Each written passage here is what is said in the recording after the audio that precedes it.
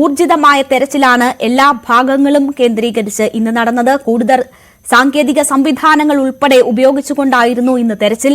ഇന്നത്തെ രക്ഷാ ദൌത്യം അതിന്റെ അവസാന മിനിറ്റുകളിൽ എന്ന് തന്നെ നമുക്ക് പറയാം. ഉയരം കൂടിയിടങ്ങളിൽ രക്ഷാദൌത്യം പൂർത്തിയാക്കി ദൌത്യസംഘാംഗങ്ങൾ തിരിച്ചെത്തിക്കൊണ്ടിരിക്കുന്ന വിവരവും വരുന്നുണ്ട്. എങ്ങനെയായിരുന്നു 5ാം ദിനം തെരച്ചിൽ? എത്രമാത്രം മുന്നോട്ട് കൊണ്ടുപോകാനായി? എത്ര മൃതദേഹങ്ങൾ കണ്ടെത്തി എന്നതാണ് വിവരം.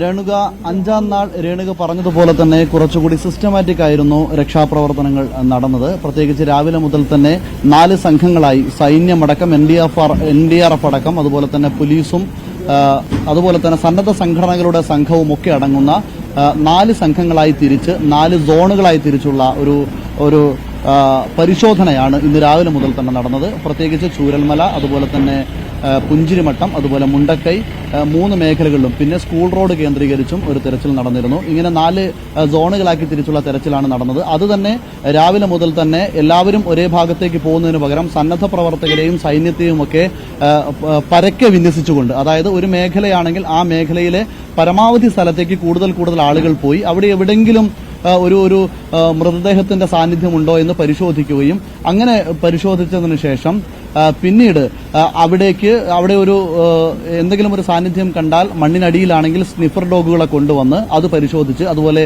റഡാർ സംവിധാനം ഉപയോഗിച്ച് ഏതെങ്കിലും സ്ഥലത്ത് അങ്ങനെ ഒരു സാന്നിധ്യം കണ്ടെത്തുകയാണെങ്കിൽ അവിടെ സ്നിഫർ ഡോഗുകളെ കൊണ്ടുവന്ന് അവയുടെ സ്മെല്ല് പിടിക്കുകയും അങ്ങനെയൊക്കെ വളരെ സാങ്കേതികമായ പരിജ്ഞാനമുള്ള എല്ലാ ആളുകളും സംവിധാനങ്ങളും ഒക്കെ ഉപയോഗപ്പെടുത്തിക്കൊണ്ട് അതിനുശേഷം ഹിറ്റാച്ചികൾ അങ്ങോട്ട് മൂവ് ചെയ്യുകയും അങ്ങനെ പരിശോധിക്കുകയുമാണ് ചെയ്തത്. ഇന്നിപ്പോൾ നമുക്കറിയാം പുഞ്ചിരിമട്ടം മുണ്ടക്കൈ മേഖലയിലാണ് ഞങ്ങൾ പരിശോധക സംഘത്തിനൊപ്പം ഈ റെസ്ക്യൂ ടീമിനൊപ്പം ഉണ്ടായിരുന്നത്. അവിടെ പരമാവധി സംശയമുള്ള, അതായത് നാട്ടുകാർ പറഞ്ഞുകൊടുത്ത സ്ഥലങ്ങളിലെല്ലാം കൃത്യമായിട്ടൊരു പരിശോധന ഇന്ന് JCB ഒക്കെ ഉപയോഗിച്ച് നടന്നു. ഇപ്പോൾ മുണ്ടക്കൈയിൽ നിന്നും പുഞ്ചിരിമട്ടത്തു നിന്നുമൊക്കെ മുഴുവൻ JCBകളും ഹിറ്റാച്ചികളും സൈന്യവും ഒക്കെ താഴേക്ക് ഇറങ്ങി. സൈന്യം ഇപ്പോൾ അല്പം മുമ്പാണ് ഈ ബെയിലി പാലം കടന്നുപോയത്. നമ്മളും ഇപ്പോൾ മുകളിൽ നിന്നും ഇറങ്ങി ഇപ്പോൾ ബെയിലി പാലത്തിന്റെ സമീപത്ത് എത്തിയിരിക്കുന്നു.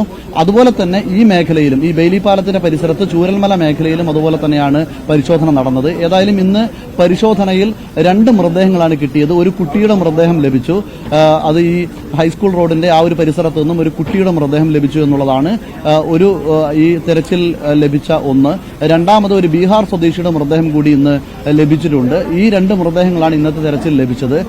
പിന്നീട് നമ്മൾ ദൌത്യസംഘവുമായൊക്കെ സംസാരിക്കുമ്പോൾ പറയുന്നത്, ഇപ്പോൾ ഏകദേശം നമ്മുടെ ഈ പുഴയുടെ കരയോട് ചേർന്ന് ജനവാസ കേന്ദ്രങ്ങളൊക്കെ ഇളകി മറിച്ചുകൊണ്ടുള്ള ഒരു തെരച്ചിൽ നടന്നു കഴിഞ്ഞിട്ടുണ്ട്. പ്രത്യേകിച്ച് പുഞ്ചിരിമട്ടത്ത് നമ്മൾ നോക്കുകയാണെങ്കിൽ അവിടെ ഒരു വലിയ കുളം ഉണ്ടായിരുന്നു. ആ കുളം പൂർണ്ണമായി ഇപ്പോൾ തൂർന്നുപോയി.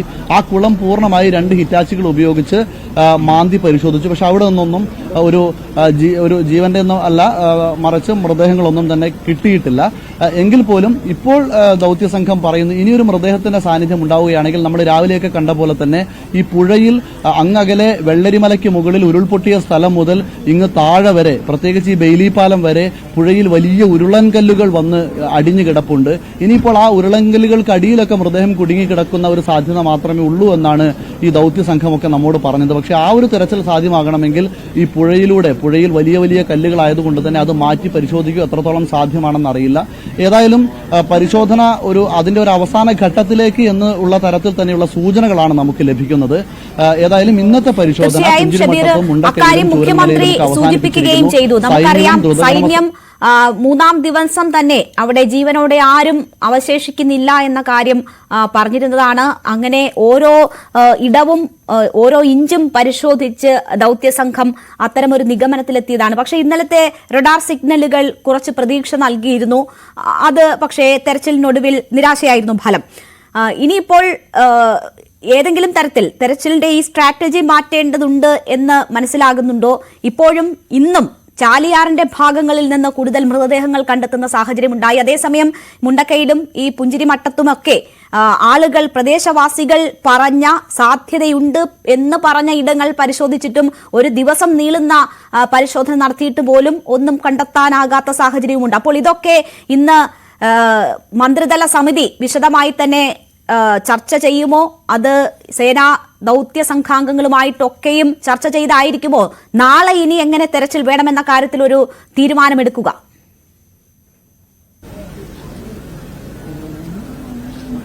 രേണുക, നാളത്തെ തിരച്ചിൽ സംബന്ധിച്ച് ഒരു അന്തിമ തീരുമാനം ഇനിയും വന്നിട്ടില്ല.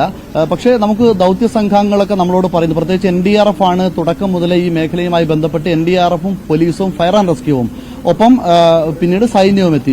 ഇവരോടൊക്കെ നമ്മൾ സംസാരിക്കുമ്പോൾ പറയുന്നത് ഈ നാട്ടുകാർ പറഞ്ഞതിനനുസരിച്ച് അല്ലെങ്കിൽ ജനവാസ മേഖലകളുമായി ബന്ധപ്പെട്ട് ആളുകൾ താമസിക്കുന്ന മേഖലകളിലൊക്കെ കൃത്യമായിട്ടുള്ള ഒരു പരിശോധന ഇപ്പോൾ ഏകദേശം പൂർത്തിയായിട്ടുണ്ട്. അവിടങ്ങളിലൊക്കെ ആളുകൾ കുടുങ്ങിക്കിടക്കാൻ സാധ്യതയുള്ള, അതുപോലെ വീടുകൾക്കുള്ളിലൊക്കെ പൂർണ്ണമായും സന്നദ്ധ പ്രവർത്തകർ വളരെ റിസ്ക് എടുത്തുകൊണ്ട് അല്ലെങ്കിൽ സ്വന്തം ജീവൻ പോലും പണയം വെച്ചുകൊണ്ട് ഇടിഞ്ഞു വീഴാറായ സ്ലാബുകളൊക്കെയുള്ള വീടുകൾക്കുള്ളിലൊക്കെ പരമാവധി അകത്തു കയറിയൊക്കെയുള്ള പരിശോധന നടത്തി. അതുപോലെ സ്കൂൾ കെട്ടിടങ്ങൾ, ഫാക്ടറി കെട്ടിടങ്ങൾ, അതുപോലെ എസ്റ്റേറ്റ് പാടികൾ, ഇവിടെയൊക്കെ പരിശോധന നടത്തി, ഉൾഭാഗങ്ങളിലൊക്കെ നടത്തി. അതുപോലെ പുറത്ത് എവിടെയെങ്കിലും ഒരു സാധ്യതയുണ്ടെങ്കിൽ അവിടെയൊക്കെ സന്നദ്ധ സംഘടനകൾ പറയുമ്പോൾ അവിടേക്ക് JCBയും ഹിറ്റാച്ചിയും കൊണ്ടുവരികയും അവിടെയൊക്കെ തുറന്ന് മാന്തി പരിശോധന നടത്തുകയും ഒക്കെ ചെയ്തിട്ടുണ്ട്. പക്ഷേ അതിലൊന്നും ഒരു മൃതദേഹത്തിന്റെ സാന്നിധ്യം ലഭിക്കാത്ത സാഹചര്യത്തിൽ, പ്രത്യേകിച്ച് ഇന്ന് മുണ്ടക്കയിൽ നിന്നും പുഞ്ചിരിമട്ടത്തുനിന്നും ഒരു മൃതദേഹം ലഭിച്ചിട്ടുമില്ല. ഇപ്പോൾ അവർ പറയുന്നത് ഇനി മൃതദേഹങ്ങൾ ലഭിക്കുകയാണെങ്കിൽ ഇപ്പോൾ കൂടുതൽ ലഭിക്കുന്നതും ചാലിയാറിൽ നിന്നാണ്. അപ്പോൾ സ്വാഭാവികമായും മൃതദേഹങ്ങൾ കൂട്ടമായി, ഇപ്പോൾ നമുക്കറിയാം 400ഓളം ആളുകളെ കാണാനില്ല, ഇവരെല്ലാം മരിച്ചു പോയതാണെന്ന കാര്യത്തിൽ ആർക്കും സംശയവുമില്ല. പക്ഷേ അത് ഈ പുഴയ്ക്കുള്ളിലായിരിക്കാനുള്ള ഒരു സാധ്യതയാണ് ഈ സംഘങ്ങളൊക്കെ നമ്മോട് പറയുന്നത്. പുഴയ്ക്കുള്ളിലെന്ന് പറയുമ്പോൾ ചാലിയാറിലേക്ക് പോകുമ്പോൾ അത് പൂർണ്ണമായും വെള്ളമുള്ള വലിയ പുഴയാണ്. പക്ഷേ ഈ വയനാട്ടിലൂടെ ഒഴുകുന്ന ഈ പുഴ എന്ന് പറയുന്നത് ഒരു ചോല പോലെയാണ് ഇപ്പോൾ പഴയ പോലെ ഒഴുകുന്നത്. പക്ഷേ പൂർണ്ണമായിട്ടും നല്ല വീതിയോടുകൂടി അതങ്ങനെ രണ്ട് ഭാഗവും അടർത്തി മാറ്റി പോയ പ്രദേശങ്ങളാണ്. അവിടെയൊക്കെ വലിയ വലിയ പാറക്കല്ലുകളാണ് ഇപ്പോൾ നിലവിലുള്ളത്. ആ പാറക്കല്ലുകളൊക്കെ മാറ്റി വെള്ളാർമല മുതൽ ഇങ്ങ് താഴെ ചൂരൽമലയുടെയൊക്കെ അടിഭാഗം വരെ സൂചിപ്പാറ പോയിന്റ് വരെയൊക്കെയുള്ള പ്രദേശത്താണ് ഈ വലിയ പാറക്കല്ലുകൾ ഉരുണ്ട് കിടക്കുന്നത്. അതൊക്കെ ഭീമാകാരൻ പാറക്കല്ലുകളാണ്. അതൊക്കെ മാറ്റി പരിശോധിക്കുക എന്ന് പറഞ്ഞു കഴിഞ്ഞാൽ ഒരു പക്ഷേ ഒരു ദിവസം കൊണ്ടോ 2 ദിവസം കൊണ്ടോ 3 ദിവസം കൊണ്ടോ തീരുന്ന ഒരു പ്രവൃത്തിയല്ല. അതുകൊണ്ട് തന്നെ അത് എത്രത്തോളം സാധ്യമാവുമെന്നും അറിയില്ല. ഏതായാലും ഇന്നത്തെ ഒരു മന്ത്രിതല യോഗത്തിൽ ഈ കാര്യങ്ങളൊക്കെ ദൌത്യസംഘം ധരിപ്പിക്കുമെന്നാണ് കരുതുന്നത്. അതേ തുടർന്ന് മന്ത്രിതല സംഘം എടുക്കുന്ന ഒരു തീരുമാനത്തിനനുസരിച്ചായിരിക്കും നാളത്തെ ഒരു പരിശോധന. അത് സംബന്ധിച്ച യോഗങ്ങളൊക്കെ ഇപ്പോൾ ഇവിടെ മന്ത്രിതല സംഘത്തിന്റെ തീരുമാനം എന്ന് പറയുമ്പോൾ തന്നെ അത് വിവിധ സേനാ വിഭാഗങ്ങളുടെ ഭാഗമായിട്ട് ആ യോഗത്തിൽ പങ്കെടുക്കുന്നവർ മന്ത്രിതല സമിതിയെ ധരിപ്പിക്കുന്ന വിവരത്തിന്റെ അടിസ്ഥാനത്തിൽ എത്തിച്ചേരുന്ന ഒരു തീരുമാനമായിരിക്കും അത്. നമുക്കറിയാം എല്ലാവിധ സേനാ വിഭാഗങ്ങളും സജീവമായി തന്നെ രക്ഷാദൌത്യത്തിൽ പങ്കെടുക്കുന്നുണ്ട്. അവർ എന്താണ് അവരുടെ തെരച്ചിലിൽ നിന്ന് അവർക്ക് ലഭ്യമാകുന്ന കാര്യങ്ങൾ എന്ന സാഹചര്യങ്ങൾ മനസ്സിലാക്കാൻ കഴിയുന്ന സാഹചര്യങ്ങൾ എന്നത് ആ യോഗത്തിൽ ധരിപ്പിക്കും. അതിൽ നിന്നായിരിക്കും പിന്നീട് നാളത്തെ തെരച്ചിൽ എങ്ങനെ എന്ന അത് സംബന്ധിച്ചൊരു തീരുമാനമുണ്ടാവുക. നമുക്കറിയാം ഈ സെക്ടറുകളായി തിരിച്ചുകൊണ്ട് ചാലിയാറിലും മേഖലകൾ വിവിധ സോണുകളായി തിരിച്ചുകൊണ്ട് 6 സോണുകളായി തിരിച്ചുകൊണ്ട് മുണ്ടക്കയിലും ചൂരൽമലയിലും ഒക്കെ തെരച്ചിൽ നടത്താനുള്ള തീരുമാനം അങ്ങനെ തന്നെയാണ് വന്നത്. പക്ഷേ 2 ദിവസം ആ രീതിയിൽ തെരച്ചിൽ നടത്തുമ്പോൾ പോലും മുണ്ടക്കയിൽ നിന്നും ചൂരൽമലയിൽ നിന്നും പ്രത്യേകിച്ചൊന്നും കണ്ടെത്താൻ കഴിയുന്നില്ല എന്നൊരു സാഹചര്യമുണ്ട്.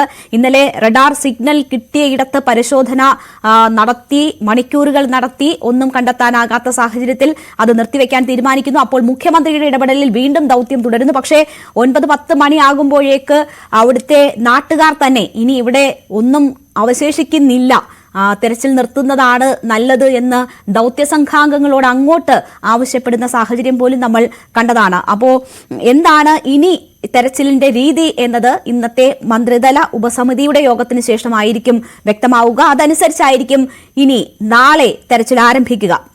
നമുക്കൊപ്പം MS അനീഷ് കുമാർ കൂടി അവിടെ നിന്ന് ചേരുകയാണ്. അനീഷ്, ഇന്ന് മുണ്ടക്കൈ ഉൾപ്പെടെയുള്ള മേഖലകളിൽ ദൌത്യ സംഘാംഗങ്ങൾക്കൊപ്പം ഉണ്ടായിരുന്ന വ്യക്തിയാണല്ലോ താങ്കൾ.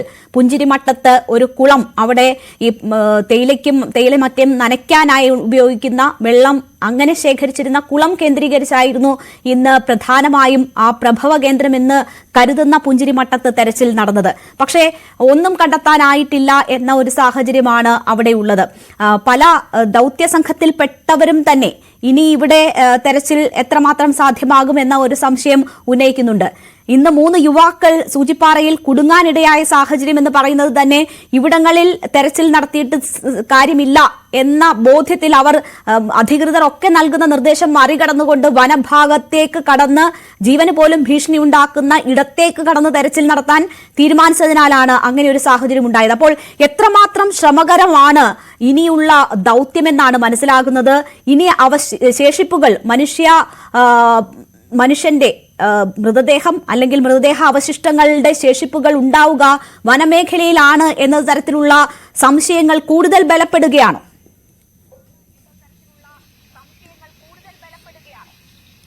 തീർച്ചയായും അത്തരത്തിലേക്കുള്ള നിഗമനത്തിലാണ് ഈ തെരച്ചിൽ സംഘങ്ങൾ എത്തുന്നത്. കാരണം കഴിഞ്ഞ ഏതാനും ദിവസങ്ങളായി തന്നെ ജനവാസ കേന്ദ്രങ്ങളിൽ ജനങ്ങൾ തിങ്ങിപ്പാർത്ത ഇടങ്ങളിൽ പരിശോധനകൾ നടത്തിയെങ്കിലും കാര്യമായ പുരോഗതി മൃതദേഹങ്ങൾ കണ്ടെടുക്കുന്നതിലടക്കം ഇല്ല.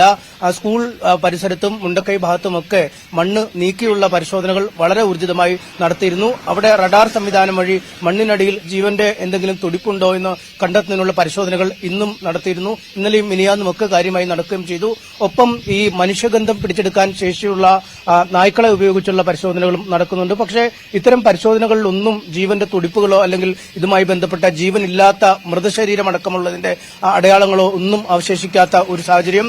അതുകൊണ്ട് തന്നെ തെരച്ചിലിന്റെ ശൈലി മാറ്റണം, മറ്റൊരു രൂപത്തിലേക്ക് മാറ്റും എന്നാണ് നമുക്ക് മനസ്സിലാക്കാൻ കഴിയുന്നത്. കാരണം ഇക്കാര്യത്തിൽ ഒരു തീരുമാനമുണ്ടായേക്കും.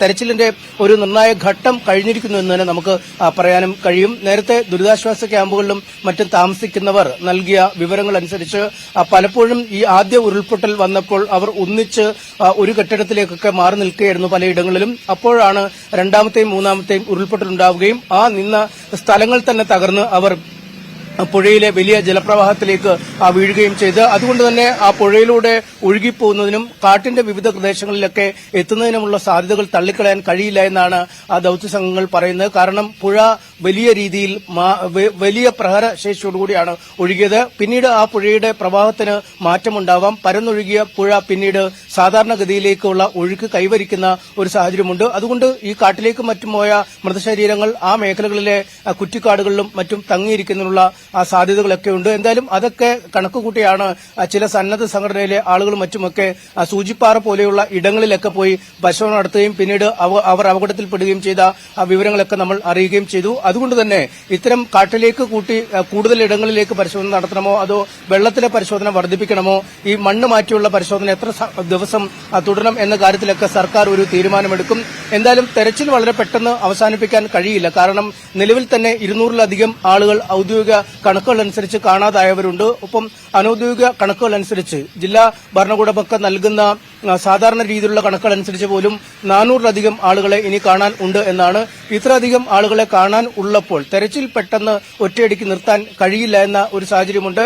പക്ഷേ മണ്ണ് മാറ്റിയുള്ള ഈ പരിശോധനകളിൽ എന്താണ് ഇനി കിട്ടുക എന്ന ചോദ്യവും ബാക്കിയാവുന്നു. പക്ഷേ ഇതൊക്കെ പരിഗണിച്ചാലും സർക്കാർ ഈ തെരച്ചിലുമായി മുന്നോട്ട് പോകാൻ തന്നെയുള്ള ഒരു തീരുമാനം എടുക്കാനാണ് സാധ്യത. മന്ത്രിതല ഉപസമിതി ഇക്കാര്യത്തിലൊക്കെ ഒരു തീരുമാനം എടുത്തേക്കും. എന്തായാലും ഈ ഡിസാസ്റ്റർ ടൂറിസം അല്ലെങ്കിൽ ഡാർക്ക് ടൂറിസം എന്ന പേരിൽ നിരവധി ആളുകളാണ് ഇന്ന് ഈ ദുരന്ത സ്ഥലത്തേക്ക് എത്തുകയും ചിത്രങ്ങളും വീഡിയോയും ഒക്കെ പകർത്തി സെൽഫികൾ എടുത്ത് മടങ്ങുകയും ചെയ്യുന്ന ഒരു സാഹചര്യം ഉണ്ടായത്. ഇക്കാര്യത്തിൽ കർശനമായ നിയന്ത്രണങ്ങൾ ഉണ്ടാവുമെന്ന് മന്ത്രി അറിയിച്ചിരുന്നു. ഒപ്പം ഈ ദുരന്ത നിവാരണ രംഗത്ത് രക്ഷാപ്രവർത്തകർക്കടക്കം ഭക്ഷണങ്ങൾ വിതരണം ചെയ്യുന്നതിനുള്ള കേന്ദ്രീകൃത സംവിധാനം നിലവിലുണ്ട്. പക്ഷേ ഇതിനപ്പുറം മറ്റു പലരും ഭക്ഷണം വിതരണം ചെയ്യാൻ വരുന്നു. അത് ഈ രക്ഷാപ്രവർത്തകരുടെ ആരോഗ്യത്തെ അടക്കം ബാധിക്കുന്ന സാഹചര്യമുണ്ട് എന്ന് പറയുന്നു. പക്ഷേ തെരഞ്ഞെടുക്കപ്പെട്ട 2-3 സന്നദ്ധ സംഘടനകൾക്കെങ്കിലും വളരെ വൃത്തിയായി കാര്യങ്ങൾ ചെയ്യുന്ന ആരോഗ്യകരമായ രീതിയിൽ ഭക്ഷണം വിതരണം ചെയ്യുന്ന ആളുകൾക്കെങ്കിലും അനുമതി നൽകണം എന്ന ആവശ്യം പ്രദേശവാസികളുടെ ഭാഗത്തുനിന്നും മറ്റ് രാഷ്ട്രീയ പാർട്ടികളുടെ ഭാഗത്തുനിന്നും ഒക്കെ ഉയരുന്നുണ്ട്. എന്തായാലും ഇക്കാര്യത്തിലും സർക്കാർ എന്ത് തീരുമാനം എടുക്കുമെന്ന് നമുക്കറിയണം.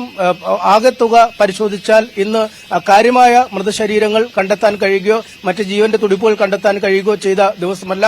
മറുവശത്ത് ഇന്ന് ഹെലികോപ്റ്റർ, എയർഫോഴ്സിന്റെ ഒരു ഹെലികോപ്റ്റർ ചൂരമലയിൽ ലാൻഡ് ചെയ്തു എന്ന വിവരമുണ്ട്. 2 പേർ അതിൽ നിന്ന് ഇറങ്ങുകയും ചെയ്തു. പിന്നീട് കോസ്റ്റ് ഗാർഡിന്റെ ഹെലികോപ്റ്റർ ഇറങ്ങിയെങ്കിലും അതിന് ലാൻഡ് ചെയ്യാൻ കഴിയാത്ത പ്രതികൂലമായ ഒരു കാലാവസ്ഥയിലേക്ക് നീങ്ങുകയായിരുന്നു. എന്തായാലും അത്തരത്തിലുള്ള ജീവൻ രക്ഷാ മാർഗങ്ങളൊക്കെ വളരെ കൃത്യമായി നടക്കുന്നു. പക്ഷേ തെരച്ചിൽ കാര്യമായി മുന്നോട്ട് പോകാത്ത ഒരു സാഹചര്യം തന്നെയാണ് ചൂരമലയിലും മുണ്ടക്കയിലും ഉള്ളത്. രേണുക, തെരച്ചിൽ നടക്കുന്നുണ്ട്, പക്ഷേ അതിൽ നിന്ന് പ്രത്യേകിച്ച് ഫലം ഉണ്ടാകുന്നില്ല എന്ന ഒരു കാര്യമാണ് MS അനീഷ് കുമാർ ചൂണ്ടിക്കാട്ടിയത്. കാരണം ഏതാണ്ട് 22 ഏക്കർ വരുന്ന സ്ഥലമാണ് കുത്തിയൊലിച്ചു വന്ന പാറയും മണ്ണും ഒക്കെ നശിപ്പിച്ചു കളഞ്ഞിരിക്കുന്നത്. ആ ഭൂപ്രദേശത്തെ ഒരു പ്രേത നഗരമാക്കി മാറ്റിയിരിക്കുകയാണ് ആ രാത്രിയുണ്ടായ വലിയ ദുരന്തം. അവിടെ എവിടെയെന്ന് കരുതി മനുഷ്യനു വേണ്ടിയുള്ള തെരച്ചിൽ നടത്തും എന്നതറിയാതെ പകച്ചു നിൽക്കുന്നു ദൌത്യ സംഘാംഗങ്ങൾ. ഏതാണ്ട് 1600 അധികം പേർ അവിടെ രക്ഷാ ദൌത്യത്തിൽ ഏർപ്പെട്ടിരിക്കുന്നു എന്ന് പറയുമ്പോൾ തന്നെ ഇത്രയധികം ഭൂമിയിൽ എവിടെ തെരയണം എന്ന ആശങ്ക നിലനിൽക്കുകയാണ്. ബന്ധുക്കൾ നൽകുന്ന വിവരങ്ങൾ അനുസരിച്ച് ജനവാസമുണ്ടായിരുന്ന, ജനങ്ങൾ താമസിച്ചിരുന്ന വീടുകൾ എന്ന് കരുതുന്ന ഇടത്ത്, പാടികൾ ഉണ്ടായിരുന്ന ഇടത്ത്, റിസോർട്ടുകൾ ഉണ്ടായിരുന്ന ഇടത്തൊക്കെയാണ് ഇപ്പോൾ പരിശോധന. വീടുകളുടെയും മറ്റും അവശിഷ്ടങ്ങൾ, ശേഷിപ്പുകൾ ഉള്ള ഇടത്തൊക്കെയാണ് പരിശോധന നടക്കുന്നത്. പക്ഷേ അവിടെ നിന്ന് കാര്യമായി ഒന്നും കണ്ടെത്താൻ പറ്റാതെ പോകുന്ന സാഹചര്യം. അത്രമാത്രം കുതിച്ചെത്തിയ മലവെള്ളപ്പാച്ചിലിൽ ഒരുപക്ഷെ കിലോമീറ്ററുകൾ അപ്പുറത്തേക്കൊക്കെ മനുഷ്യർ ഒഴുകിപ്പോയിട്ടുണ്ടാകാം. അതുകൊണ്ട് തന്നെ ആയിരിക്കും ചാലിയാറിന്റെ തീരങ്ങളിൽ നിന്നൊക്കെ കൂടുതൽ മൃതദേഹങ്ങളും മനുഷ്യ അവശിഷ്ടങ്ങളുമൊക്കെ ഇപ്പോൾ ലഭിച്ചുകൊണ്ടിരിക്കുന്നത്. ഇന്ന് കാര്യമായ മുന്നോട്ട് പോക്ക് മുണ്ടക്കയിലും ചൂരൽമലയിലും ഒക്കെ നടത്തിയ തെരച്ചിൽ ഉണ്ടായില്ല എന്ന് ഞങ്ങളുടെ പ്രതിനിധികൾ ഉൾപ്പെടെ ചൂണ്ടിക്കാട്ടുമ്പോൾ ഇന്നും കൂടുതൽ മൃതശരീരങ്ങൾ കണ്ടെത്തിയത് ചാലിയാറിന്റെ തീരത്ത് നിന്ന് തന്നെയാണ്. അതും ചാലിയാറിന്റെ കുറെ കൂടി താഴോട്ടുള്ള ഭാഗങ്ങളിൽ നടത്തിയ തെരച്ചിലാണ് കൂടുതൽ ശരീരാവശിഷ്ടങ്ങൾ ഉൾപ്പെടെ കണ്ടെത്തിയിരിക്കുന്നത്. ഇന്നും 10ഓളം മൃതദേഹങ്ങൾ അവിടെ നിന്ന് കണ്ടെത്തിയിരിക്കുന്നു. ആകെ ലഭിച്ച മൃതദേഹങ്ങൾ ഏതാണ്ട് 200ഓളം എണ്ണം ഇപ്പോൾ ചാലിയാറിൽ നിന്ന് ലഭിച്ചവയാണ് എന്നാണ് മനസ്സിലാക്കുന്നത്, കണക്കുകൾ സൂചിപ്പിക്കുന്നത്. ഞങ്ങളുടെ പ്രതിനിധി ഐഷത്തുൽ ഷംന അവിടെ നിന്ന് വിവരങ്ങളുമായി ചേരുകയാണ്. ഷംന, ചാലിയാർ കേന്ദ്രീകരിച്ച് കൂടുതൽ തെരച്ചിൽ നടത്തേണ്ടതിന്റെ ആവശ്യകതയിലേക്കാണ് ഇപ്പോഴത്തെ സാഹചര്യങ്ങളൊക്കെ വിരൽ ചൂണ്ടുന്നത്. 5ാം ദിവസം, അതിൽ ഇന്നലെയും ഇന്നുമായി നടത്തിയ തെരച്ചിലിൽ കാര്യമായ മൃതദേഹാവശിഷ്ടങ്ങൾ ഒന്നും തന്നെ മുണ്ടക്കയിൽ നിന്നോ ചൂരൽമലയിൽ നിന്നോ ലഭിക്കുന്നില്ല. പുഞ്ചിരിമട്ടത്തും ഇന്ന് നടത്തിയ തെരച്ചിലിൽ കാര്യമായ ഒന്നും ലഭിക്കാത്തൊരു സാഹചര്യമുണ്ട്. അപ്പോൾ എന്താണ് ഇന്നത്തെ ചാലിയാറിന്റെ തീരങ്ങളിലെ തെരച്ചിലിൽ ലഭിച്ചത്? അവിടെ കൂടുതൽ തെരച്ചിൽ നടക്കേണ്ടതിന്റെ ആവശ്യകതയാണോ അത് ചൂണ്ടിക്കാട്ടുന്നത്? ഇന്ന് മൃതദേഹാവശിഷ്ടങ്ങൾ ലഭിച്ചു എങ്കിൽ അത് നിലമ്പൂരിൽ തന്നെ സൂക്ഷിക്കുക എന്ന തീരുമാനത്തിലേക്കാണോ എത്തുന്നത്? എന്താണ് അവിടെ നിന്നും ഇന്ന് ഇപ്പോൾ കൂട്ടിച്ചേർക്കാനുള്ളത്? ഇന്നലെ രാത്രിയോടുകൂടിയാണ് പ്രദേശവാസികളായ 3 പേരെ കാണാതാവുന്നത്. ഈ മുണ്ടേരി ഫാമിനടുത്ത് ഫോറസ്റ്റ് മേഖലയാണ്, വനമേഖലയാണ്. ഇവിടെ തിരച്ചിലിനായി പോയവരെയാണ് കാണാതായത്. കഴിഞ്ഞ ദിവസങ്ങളിലായി ഏറ്റവും കൂടുതൽ മൃതദേഹങ്ങൾ കിട്ടിയത്, അല്ലെങ്കിൽ മൃതദേഹ അവശിഷ്ടങ്ങൾ കിട്ടിയത് ഈ വനമേഖലയിൽ നിന്ന് തന്നെയാണ്. അതുകൊണ്ട് അവിടെ തിരച്ചിലിന് പോയതായിരുന്നു. പക്ഷേ ഇവർ കൂടുതൽ കാടിനുള്ളിലേക്ക് പോയതും ആദ്യം കുറച്ച് മൃതദേഹങ്ങളും അവശിഷ്ടങ്ങളും കിട്ടി. അതിനുശേഷം ബാക്കിയുള്ളവർ, ഇവരുടെ ഈ 3 പേരുടെ കൂടെ ഉണ്ടായിരുന്നവർ തിരിച്ച് മറുകരയിൽ എത്തുകയും അതിനുശേഷം ജില്ലാ ആശുപത്രിയിലേക്ക് മൃതദേഹങ്ങൾ അയക്കുകയും ചെയ്തു. എന്നാൽ ഈ 3 പേർ പോലീസിനെയോ മറ്റു ഉദ്യോഗസ്ഥരോ അറിയിക്കാതെ കാടിനുള്ളിലേക്ക് പോവുകയായിരുന്നു. അങ്ങനെയാണ് പിന്നെ ഇവരെ കാണാതാവുന്നത്. അപ്പോഴും പരാതി നൽകുകയോ അല്ലെങ്കിൽ മറ്റ് നടപടികളിലേക്ക് പോവുകയോ പ്രദേശവാസികളോ കുടുംബാംഗങ്ങളോ ആരും തന്നെ ചെയ്തിട്ടില്ല. കാരണം ഇവർ തിരികെ വരും എന്നൊരു പ്രതീക്ഷയിലായിരുന്നു. അല്ലെങ്കിൽ ഇവരെ തിരഞ്ഞ് പോവാം, മറ്റ് പ്രദേശവാസികൾക്കും മറ്റുള്ള ഉദ്യോഗസ്ഥരൊക്കെ ചേർന്ന് ഇവരെ തിരച്ചിൽ നടത്താം, അതിനുശേഷം കണ്ടെത്താനായില്ലെങ്കിൽ പരാതി നൽകാമെന്ന ഒരു നിലപാട് സ്വീകരിക്കുകയും അതുകൊണ്ട് തന്നെ ഇന്നലെ രാത്രിയോ ഇന്ന് രാവിലെയോ ആയി പരാതി ഒന്നും നൽകിയിരുന്നില്ല. എന്നാൽ പോലീസ് സ്വമേധയാ ഇത് പരാതി നൽകണം, കേസ് രജിസ്റ്റർ ചെയ്യണമെന്ന് പറയുകയും അങ്ങനെ കേസ് എടുക്കാൻ പോകുന്ന ഒരു മൊമെന്റിലാണ് ഇവരെ വയനാട്ടിൽ നിന്നും ഇറങ്ങിയ റെസ്ക്യൂ ടീം ഇവരെ രക്ഷപ്പെടുത്തി എന്നുള്ള ഒരു ശുഭകരമായ വാർത്ത വരുന്നത്. ഇവർ വയനാട് മേഖലയിൽ ഒരു കാടിനുള്ളിൽ ചെന്ന് വയനാട് മേഖലയിൽ ഒരു വെള്ളച്ചാട്ടത്തിൽ കുടുങ്ങിക്കിടക്കുകയായിരുന്നു. അവിടെ നിന്നാണ് ഈ വയനാട്ടിൽ നിന്നും എത്തിയ രക്ഷാ പ്രവർത്തകർ ഇവരെ രക്ഷിക്കുന്നത്. ആരോഗ്യപരമായി ഒരു കുഴപ്പവുമില്ല, ഇവർ സുരക്ഷിതരാണ് എന്ന് തന്നെയാണ് ഇപ്പോൾ ഉദ്യോഗസ്ഥർ അടക്കം അറിയിക്കുന്നതും. ആസ് യൂഷ്വൽ ഇന്നലെ നമ്മുടെ ടീം സെർച്ച് നടത്തുന്നുണ്ടായിരുന്നു. അപ്പോൾ നാട്ടുകാരായ ആളുകൾ ഇവിടെ താഴ്ഭാഗത്താണ് സെർച്ച് നടത്തിയിരുന്നത്. വളരെ നല്ല രീതിയിലാണ് അവർ സഹകരിച്ചു വരുന്നത്. വിവിധ ഡിപ്പാർട്ട്മെന്റുകളും നാട്ടുകാരും മറ്റ് സന്നദ്ധ പ്രവർത്തകരും ക്ലബിലെ ആളുകൾ, ഈവൻ നിങ്ങൾ പ്രസ് വരെ ഇവിടെ ആക്റ്റീവാണ്. അപ്പോൾ അതിലെ ഒരു 3 പേര് പിന്നെ മുകളിലേക്ക് കയറിപ്പോയി. അപ്പോൾ അവിടുന്ന് IG സാർ വിളിച്ചിട്ടുണ്ടായിരുന്നു, DIG മാഡം വിളിച്ചിട്ടുണ്ടായിരുന്നു. അവരെ 3 പേര് അവിടെ വെള്ളച്ചാട്ടത്തിന്റെ അവിടെ അവര് കുടുങ്ങിയായിരുന്നു. കുടുങ്ങിയവരെ അവിടെ നിന്ന് വയനാട് നിന്ന് വന്നുള്ള ടീം അവരെ കണ്ടെത്തിയിട്ടുണ്ട്. അവരെ റെസ്ക്യൂ ചെയ്തിട്ട് അവരെ ഇപ്പോൾ പിന്നെ വയനാട്ടിലേക്ക് കൊണ്ടുപോകുന്നു. They are on the way എന്നാണ് ഇപ്പോൾ കിട്ടുന്ന ഇൻഫർമേഷൻ. എന്തായാലും ഈ കാണാതായ ഒരു സംഭവം നമ്മ ഓർമ്മിപ്പിക്കുന്നത് വളരെ സജീവമായാണ് ചാലിയാർ പുഴയിൽ കഴിഞ്ഞ 5 ദിവസമായി ഈ തിരച്ചിൽ നടപടികൾ തുടരുന്നത്. നാട്ടുകാരും ഉദ്യോഗസ്ഥരും പോലീസുകാരും ഫയർഫോഴ്സും നേവിയും സ്കൂബ ടീമും മറ്റ് എല്ലാ സന്നദ്ധ സംഘടനകളും നാട്ടുകാരും ചേർന്ന് വളരെ ഊർജിതവുമായ ഒരു തിരച്ചിലാണ് ഈ പുഴയിൽ ചാലിയാർ പുഴയിലും സമീപ പ്രദേശത്തും നടത്തുന്നത്. അപ്പോഴും ഈ ഉദ്യോഗസ്ഥരെ അറിയിക്കാതെ സ്വമേധയാ വനത്തിനുള്ളിൽ പോകുന്നത് അല്ലെങ്കിൽ ആഴമുള്ള ഈ പുഴയിൽ ഇറങ്ങുന്നത് അതൊക്കെ വളരെ ദോഷകരമായി മാറുകയാണ്, പ്രതിസന്ധി സൃഷ്ടിക്കുമെന്ന് തന്നെയാണ് ഉദ്യോഗസ്ഥരടക്കം പറയുന്നത്. അപ്പോൾ എവിടെ ഒരു മൃതദേഹമുണ്ട് അല്ലെങ്കിൽ ഒരു മൃതദേഹത്തിന്റെ ഭാഗമുണ്ടെന്ന് എന്ത് സംശയം പറഞ്ഞാലും ഒരു മടിയുമില്ലാതെ ഉടൻ തന്നെ പോലീസും മറ്റ് സന്നദ്ധ പ്രവർത്തകരും എല്ലാം ചേർന്നുകൊണ്ട് അവിടെ തിരച്ചിൽ ഊർജിതമാക്കും. അതിലൊരു സംശയവും വേണ്ട. അതുകൊണ്ട് തന്നെ നാട്ടുകാരായാലും പ്രദേശവാസികളായാലും ഈ കാടിനെയും പുഴയും എത്ര നന്നായി അറിയുന്നവരാണെങ്കിൽ പോലും ഉദ്യോഗസ്ഥരോട് സമ്മതമില്ലാതെയോ അവരെ അറിയിക്കാതെയോ അവരുടെ സാന്നിധ്യത്തിലല്ലാതെയോ അങ്ങോട്ട് പോവരുത് എന്നുകൂടി പോലീസ് നിർദ്ദേശം നൽകുന്നുണ്ട്. ഇനി മുതൽ ഈ ചാലിയാറിൽ ഇപ്പോൾ കഴിഞ്ഞ 5 ദിവസമായി തിരച്ചിൽ ഊർജിതമാണ്. ഇനി മുതൽ ഇന്നിപ്പോൾ നമ്മളുള്ളത് മുണ്ടേരി ഫാമിനടുത്ത് വനമേഖലയോട് ചേർന്നാണ് നമ്മൾ നിൽക്കുന്നത്.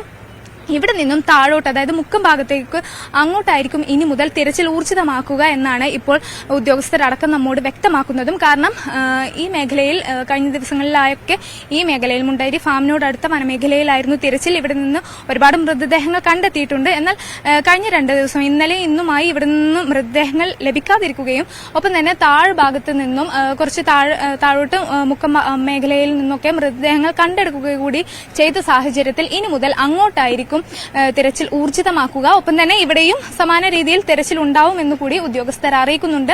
എന്തായാലും ഈ രക്ഷാപ്രവർത്തനത്തിന് തിരച്ചിലിനായി ഇറങ്ങുന്നവർ തീർച്ചയായും ഉദ്യോഗസ്ഥരുടെ സമ്മതപ്രകാരം അവരെ അറിയിച്ചതിന് ശേഷം മാത്രം ഇറങ്ങുക. മറ്റൊരു തരത്തിലുള്ള ബുദ്ധിമുട്ടും ഉണ്ടാക്കാതെ ഈ ഊർജിതമായി വളരെ സഹകരണത്തോടു കൂടി പോകുന്ന ഈ തെരച്ചിലിനെ അതിനെ വേറൊരു തരത്തിലേക്ക് വഴിതിരിച്ചു വിടരുത് എന്നുകൂടി ഇത് ഓർമ്മിപ്പിക്കുന്നുണ്ട്. എന്തായാലും ചാലിയാർ പുഴയിൽ വരും ദിവസങ്ങളിലും തിരച്ചിൽ തുടരും. ചാലിയാർ കേന്ദ്രീകരിച്ച് കൂടുതൽ തെരച്ചിലിനുള്ള സാധ്യതയാണ് ആയിഷത്തുൽ ഷംന പറഞ്ഞു വെക്കുന്നത്. എന്തായാലും ഇന്നും അവിടെ നിന്ന് കൂടുതൽ മൃതദേഹങ്ങൾ കിട്ടി. അതേസമയം ഇന്ന് രക്ഷാദൌത്യത്തിന്റെ ഒരു മേജർ പോർഷൻ നീക്കിവെക്കേണ്ടി വന്നത് അവിടെ രക്ഷാദൌത്യത്തിനെത്തി സൂചിപ്പാറയിൽ കുടുങ്ങിപ്പോയ യുവാക്കൾക്ക് വേണ്ടിയാണ്. അധികൃതരുടെ നിർദ്ദേശങ്ങൾ മറികടന്ന് വനാന്തർഭാഗത്തേക്ക് കടന്ന യുവാക്കളാണ് അവിടെ കുടുങ്ങിയത്. ഏറെ നേരത്തെ പരിശ്രമത്തിനൊടുവിൽ അവരെ രക്ഷപ്പെടുത്തുകയായിരുന്നു. ഹെലികോപ്റ്ററിൽ എയർലിഫ്റ്റ് ചെയ്യുകയായിരുന്നു 2 പേരെ. ഒരാളെ റോപ്പ് ഉപയോഗിച്ചും രക്ഷപ്പെടുത്തി ദൌത്യ സംഘാംഗങ്ങൾ.